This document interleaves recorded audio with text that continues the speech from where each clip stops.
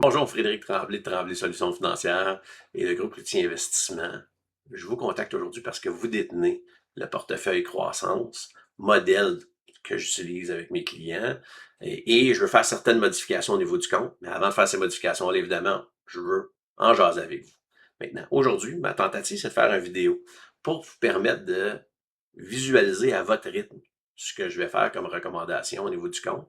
Donc, ça vous permet de vraiment voir sur votre temps qu'est-ce que je veux faire, puis permettre de bonifier un peu mon offre. Donc, essayez de le faire sans faire un rendez-vous qui va prendre 1 heure ensemble. Vous allez pouvoir regarder ça sur votre temps. Donc, je vous apporte tout de suite à la présentation. Voici le portefeuille modèle actuel. Comme vous pouvez voir, on détient présentement 6 fonds.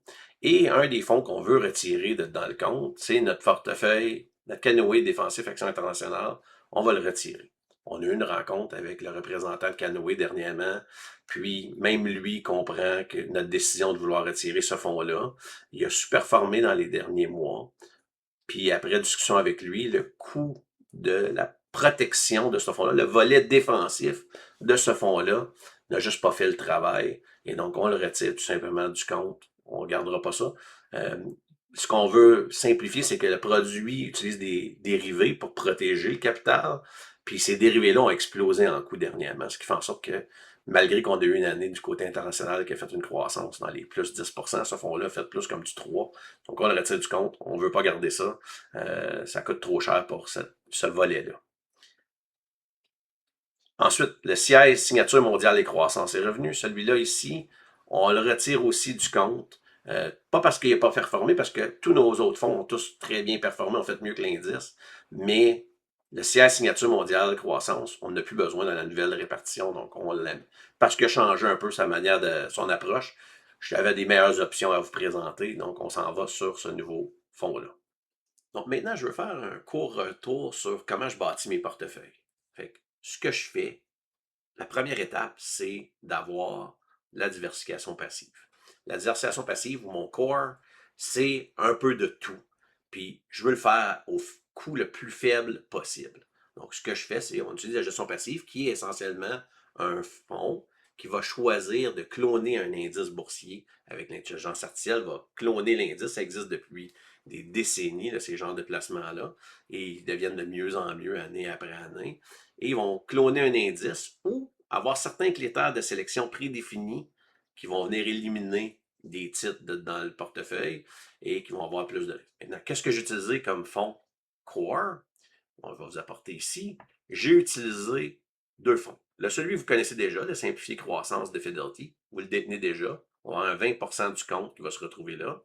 Et on va utiliser un nouveau joueur qui est Vanguard All Equity ETF, qui est dans le top 3 des plus gros fournisseurs d'FNB dans le monde. C'est un fonds qui va avoir des frais très faibles. Les meilleures idées de Vanguard vont se retrouver là-dedans et on retrouve avec un frais de gestion très faible et une diversification très optimale. Si vous regardez ma tarte ici, là, elle devrait être à 50%. Je ne sais pas pourquoi elle donne un petit peu plus que 50%, mais c'est 50% dans le compte. C'est 30% ici et 20% dans le Fidelity FNB Croissance. Maintenant, une fois qu'on a fait cette première étape-là, après ça, on va aller chercher des gestionnaires actifs en revenu fixe et en actions. Pourquoi en revenu fixe en premier? Mais c'est parce que je trouve que la gestion passive ne fait pas un très bon travail du revenu fixe. Fait que je vais aller chercher des gestionnaires, des bons analystes de crédit, parce qu'on parle de revenu fixe, donc normalement c'est des obligations et des prêts à des gouvernements ou des entreprises. Donc on va aller chercher les meilleurs analystes sur le marché pour ça. Et pour ça, j'ai choisi d'utiliser mes 2 satellites de revenu fixe, qui est le PIMCO revenu mensuel, qui est un nouveau titre que vous ajoutez au compte, qui est un très, très bon gestionnaire au niveau de obligations gouvernementales et autres. Et après ça, on garde notre Lysander, valeur d'obligation de société, qui est nos analyses de crédit corporatif. Donc, on les garde ces deux-là ensemble. Ceux-là ensemble vont avoir un 15% qu'on va répartir entre les deux. À ça, après ça, on doit avoir la diversification au niveau des actions. Puis là, on voulait avoir des gestionnaires qui ajoutaient de la valeur au niveau du compte. Ce qu'on a fait, c'est qu'on a rajouté notre Fidelity Action Mondiale Plus, qui comprend le Canada Plus que vous détenez déjà. Donc, c'est 3 gestionnaires qui gèrent ensemble des stratégies très complémentaires. Donc, on a Mark Schmel, qui est notre gars haute technologie. On a Hugo Lavallée, qui est notre contrarien. Puis on a Daniel Dupont, qui est notre gars qui va toujours chercher des opportunités qui sortent de l'ordinaire. Donc, ces trois gestionnaires-là ensemble, lorsqu'on les combine, ont une très, très belle performance. Donc, on va lui donner une partie de notre mandat au niveau des actions mondiales. Puis en les combinant les trois, bien, ça nous permet d'aller chercher cette performance-là additionnelle. Euh, Ensuite, Canoë avait le mandat répartition d'actifs anciennement. On leur enlève la portion revenu fixe du compte. On va garder seulement la portion action du compte.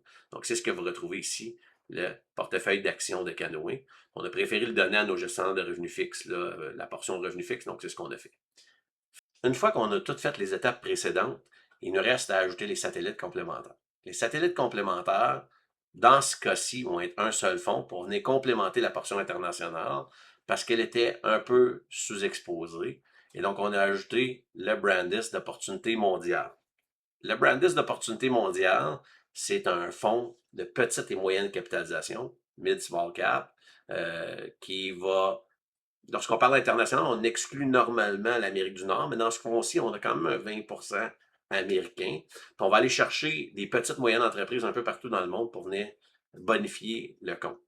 Brandis est une compagnie qui a fait ses preuves, qui est parmi le meilleur, selon moi, le meilleur gestionnaire d'actions internationales sur le marché. Donc, c'est pour ça que je l'ajoute dans le compte.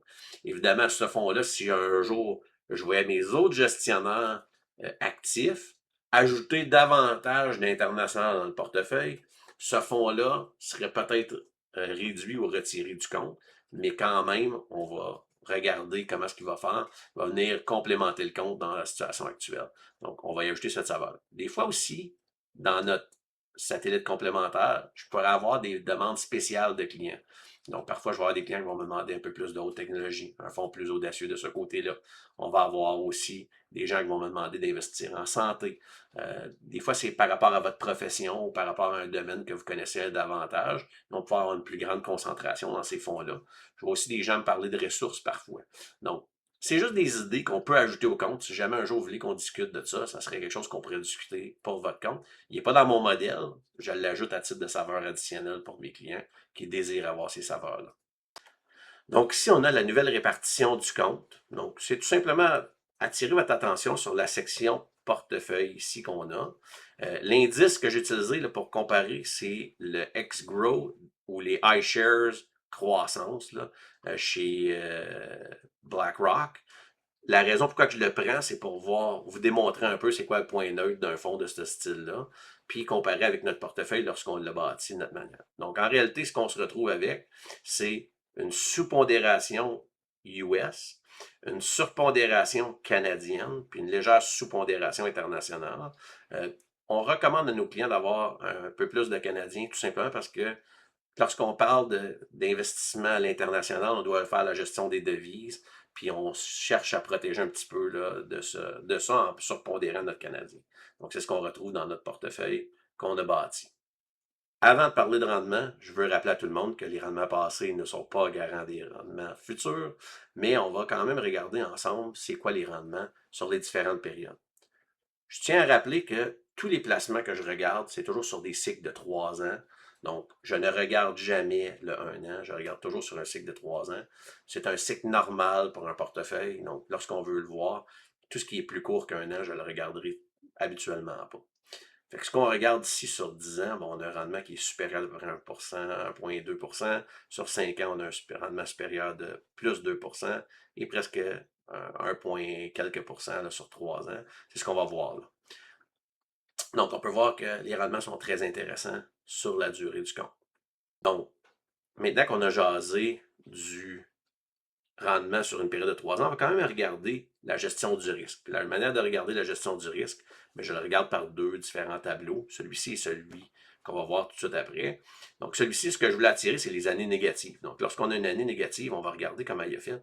Et c'est là qu'on peut voir qu'il y a eu quand même une très bonne gestion de ce risque-là en minimisant les pertes. On parle de pertes là, qui ont avoisiné les 15-20% en 2022 pour la majorité des détenteurs de fonds mutuels. L'indice était légèrement fait en baisse, mais pas de frais de gestion, donc c'est normal.